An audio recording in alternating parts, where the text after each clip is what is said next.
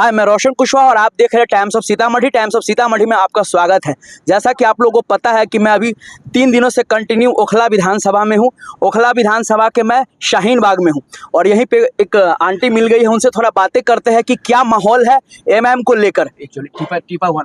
नाम हमारा आसमा नियाजी है और मैं यही शाहीन बाग में ओखला में रहती हूँ। ओखला विधानसभा में क्या माहौल है एमआईएम को लेकर? बहुत अच्छा माहौल है, बेहतरीन माहौल है जी। इस बार आप देख लेंगे एमआईएम के अलावा दूसरा कोई नहीं है, बस वही है। आम आदमी और एमआईएम की लड़ाई है जिसमें एमआईएम ही निकल रहे हैं। अच्छा, ये आम आदमी पार्टी ये चाहे केजरीवाल, ये क्यों हमेशा एमआईएम को टारगेट पे मतलब बोलता है कि बीजेपी का बी टीम है, ये वोट खराब कर रहा है बीजेपी को जिताने के लिए? ये जो है ना गलत बोलते हैं केजरीवाल, वो खुद ही बी टीम है। वो बिल्कुल आरएसएस के आदमी है। उन्होंने साबित किया है, उन्होंने खुद फर्स्ट टाइम जब वो यहाँ जीत कर आए थे, जीत के आने के बाद उन्होंने हमारे खुशी में बोल के क्लियर कर दिया कि हमारे दादा पुराने आरएसएस के हैं, पुराने आरएसएस के हैं। एक बात। दूसरी बात, आपने देखा होगा जब इनको सब लोगों ने मुख्यमंत्री बनाया दिल व जान से, हैं, उसके बाद इन्होंने इतनी बुरी तरह से हिंदू मुस्लिम की लड़ाई, जानते हैं आप, हिंदू का भी नुकसान होता है, मुसलमान का भी नुकसान, दोनों का नुकसान होता है, दोनों का नुकसान होता है। और आप जाकर के गांधी की समाधि पे बैठ गए हैं, बताइए ये क्या तरीका है? आपको सबको देखना होगा। अगर आप मुख्यमंत्री हैं या प्रधानमंत्री हैं तो आपको सबका फिक्र रखना होगा। मोदी जी से किसी मुसलमानों का कोई नफरत नहीं है। अच्छा। लेकिन मोदी जी का जो बिहेव है ना, वन साइडेड है ना, है ना, एकदम खुलेआम दिखता है, खुल के बोलते हैं हर मामले में। किसी भी जगह आप जाइए, किसी भी जगह देखिए, कहीं मस्जिद को लेके, कभी मदरसे को लेके, कभी मुसलमान के किसी वक्फ बोर्ड को लेके, हाँ, अब तो लागू भी होने वाला हर मामले में। अरे कभी नहीं होगा लागू, अगर खुदा ने चाहा कभी नहीं लागू होगा। ये तो बस उनका ख्वाब है। आप देख लीजिए मोदी जी का क्या पोजीशन धीरे धीरे बन जाएगा, वो खुद उनको समझ में आ जाएगा। ये कोई इज्जत की बात थोड़ी है कि आप एक मुख्यमंत्री हैं, आप एक प्रधानमंत्री हैं, आपको सबको लेके चलना पड़ेगा, हैं, सबको लेके ना चलना पड़ेगा कि किसी एक धर्म विशेष को आप एकदम टारगेट कर रहे हैं। ये तो तरीका गलत है ना। ये तो इंसान कब तक सहेगा? 10 साल केजरीवाल को देख लिया गया, अमानत को भी देख लिया गया। मतलब विकास मतलब खूब हुआ क्या? विकास हुआ है क्या? कुछ भी नहीं विकास हुआ। क्या हुआ? हर तरफ आप रोड देखिए खराब, हर तरफ जगह जगह पर औरतों के साथ जुल्म हो रहा, लड़कियों के साथ जुल्म हो रहा, चाहे वो हिंदू की लड़की हो चाहे मुस्लिम की लड़की हो। अच्छा। हर जगह जुल्म हो रहा। कहाँ कुछ नहीं कर रहे हैं आप, कुछ नहीं दिखा रहे हैं। एक छोटा सा वो क्या कहते हैं खोल कर के रख दिए हैं ये क्लिनिक, उसमें डॉक्टर का पता नहीं है, कुछ भी नहीं है। अच्छा, मोहल्ला क्लिनिक। हाँ, मोहल्ला क्लिनिक कुछ भी नहीं है, सिर्फ शोशाह, कुछ भी नहीं है। जितना बड़ा ये एरिया है उसके हिसाब से यहाँ पे हॉस्पिटल होना चाहिए, हैं, यहाँ के रोड सही होने चाहिए, कुछ भी नहीं है। और दूसरी बात की सबसे बड़ी बात सुरक्षा की है। सुरक्षा बिल्कुल नहीं है।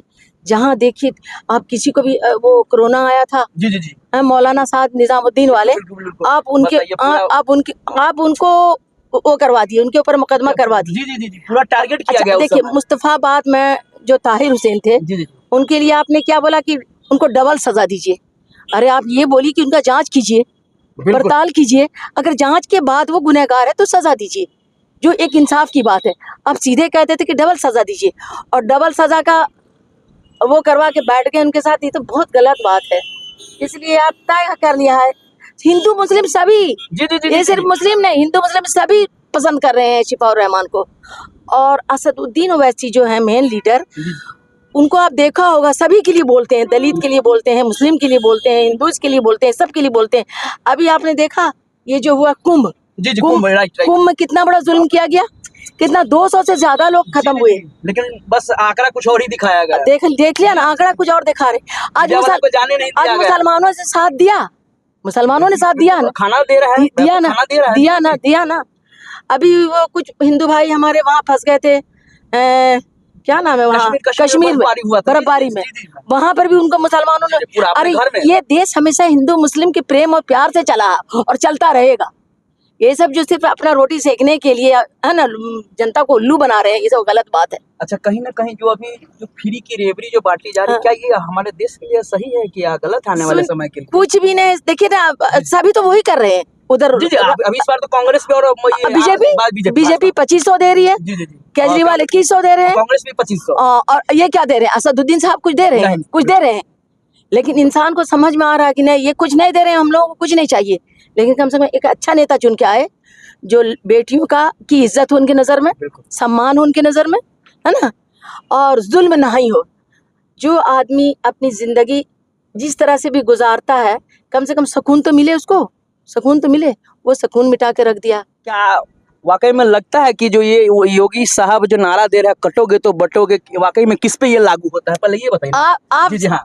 आप इसी बात को देखिए, जी, कटोगे तो बटोगे। और उसके बाद भी उनके मुंह में इस बात का तमाचा लग गया, अच्छी तरह से तमाचा लग गया योगी जी को, कि देखिए आज हम हिंदू मुस्लिम एक हैं और रहेंगे हमेशा। ये तो ऐसा आप देखते हैं ना, परवेश वर्मा का नारा देख रहे हैं ना, देख रहे हैं जी, रमेश बिधूड़ी, रमेश बिधूड़ी को देख रहे हैं, किस ये क्या हिंदुस्तान बना के रख दिया। हिंदुस्तान का तो मिट्टी खराब करके रख दिया, हिंदुस्तान का तो एक मिट्टी ही खराब करके रख दिया, बताइए जरा। लेकिन ये सब नहीं चलेगा, आप देखिएगा 2, 3, 4 साल मेरी उम्मीद है कि धीरे धीरे खत्म हो जाएगा। हिंदू भी समझ रहे हैं बहुत अच्छी तरह से और मुस्लिम भी समझ रहे हैं, और ये दोनों शुरू से रहते आए हैं और रहते रहेंगे प्यार और प्रेम से। ये सब जो गलत सलत बात बोलते हैं, कटोगे तो बटोगे, उनको खुद अभी सारे हिंदू ने तो जवाब दे दिया, उनको अच्छी तरह जवाब दे दिया। ये सारा पॉलिटिक्स। अच्छा मैम, आपका अपना ओपिनियन बताइएगा, क्या लगता है यहाँ पे, क्या ओखला में क्या लगता है? ओखला में असद आ रहे हैं, वो शिफाउर रहमान साहब आ रहे हैं, बिल्कुल आ रहे हैं। मुस्तफाबाद का आइडिया है कुछ? वहाँ भी वो ताहिर हुसैन आ रहे हैं, श्योर आ रहे हैं। ओवैसी साहब के पार्टी को, मतलब कब से आपके ओवैसी साहब के पार्टी को लगा कि इस देश में आना चाहिए, दिल्ली में आना चाहिए? मुझे तो करीब 6-7 साल से लग रहा है, ये लग रहा है इनको आना चाहिए, इनको आना चाहिए। कहीं ना कहीं आपके मतलब हक हुकूक की अगर बात करते हैं, इंसाफ की बात सिर्फ हमारे लिए नहीं करते हैं। मैंने इनको हम ये देखते हैं इस तरह के नहीं कि ये सिर्फ मुस्लिम परस्त है, ये सभी के लिए आवाज उठाते हैं। कहीं पर दलित पर जुल्म होता है तो ये आवाज उठाते हैं ना, किसी भी हिंदू भाई बहन पर होता है तो उसके लिए आवाज उठाते हैं। अच्छा, कहीं ना कहीं लगता है कि अगर मुस्लिम पे ऑनेस्टी है, इंसाफ है जी, ऑनेस्टी इनके अंदर, इंसाफ है, ये चीज है, बस ये चीज मुझे पसंद है। देखिए हमारे किसी हिंदू भाई बहन को अगर जरा सा तकलीफ होगा, हम लोग अपना खून देने को तैयार है उनको। मैम लगता है कि मुस्लिम पे कोई भी बिल वो लगा आता है तो सबसे पहले कौन आवाज उठाता है मुस्लिम के प्रति? यही असदुद्दीन ओवैसी उठाते हैं, और तो कोई उठाते नहीं है। मैम लास्ट जाते जाते एक और सवाल, एक बार भी ओखला विधानसभा में केजरीवाल प्रचार के लिए नहीं आया, सोई देखिए शक्ल दिखाने लायक नहीं है, उनके पास कोई साउंड नहीं है, कोई आवाज नहीं है, गूंगे हो गए, बहरे हो गए, शर्मिंदा है वो, कैसे आएंगे केजरीवाल? आएंगे कैसे? शर्मिंदा है वो। उन्होंने क्या किया है मुसलमानों के लिए, क्या है, तो शर्म है उनके अंदर, तो कैसे आएंगे? आप खुद सोचिए। आप एक बात बताइए, ये शिफाउर रहमान साहब को जो बंद किया गया, या ताहिर साहब को, या और भी कई हैं, है ना, शर्जील इमाम और वगैरह वगैरह जो भी हैं, किसी के लिए कभी इन्होंने आवाज उठाया, कुछ कहा? डेली रिपोर्टिंग करता हूं, नहीं कभी कोई नहीं, ना तो केजरीवाल, ना उसके और कोई। संजय सिंह चाकू ने कितनी बड़ी बात बोले, इसके लिए कोई आवाज जिक्र भी नहीं किया, नाम लेना भी उचित नहीं समझा। हाँ बताइए आप बताइए, किसी के लिए आवाज नहीं उठाया। ठीक, कहाँ का इंसाफ है भाई? इंसान आपको देखता है ना, सुनता है ना, समझता है ना, कब तक बर्दाश्त करेगा? 10 साल हो गया, 10 साल मौका कम दिया है। सब दिन आप जो जुल्म करते रहिए, करवाते रहिए। अब देखिएगा, अब ऑप्शन जो ये असदुद्दीन साहब ने दिया है, इसके लिए हम लोग बहुत शुक्रगुजार हैं उनके। और इस ऑप्शन पर अब सारी पार्टी में खलबली मचेगी बहुत बुरी तरह से। तो सोचेंगे कि अब हम भी इंसाफ का काम करें सबों के साथ, वरना असदुद्दीन ले जाएगा, कभी वो सोचेगा कि कांग्रेस ले जाएगा। अब अगर इस तरह से ऑप्शन बरकरार रहा तो सबके होश ठिकाने लग जाएंगे, है ना, समझ रहे हैं ना इस बात? चलिए। तो मैम बेवाकिस अपनी बात को हर एक सवाल का जवाब दिया। विशेष आप लोगों का इस पे क्या कहना है प्लीज कमेंट करके जरूर बताइएगा। तब तक के लिए बाय बाय, टेक केयर, देखते रहिए टाइम्स ऑफ सीतामढ़ी।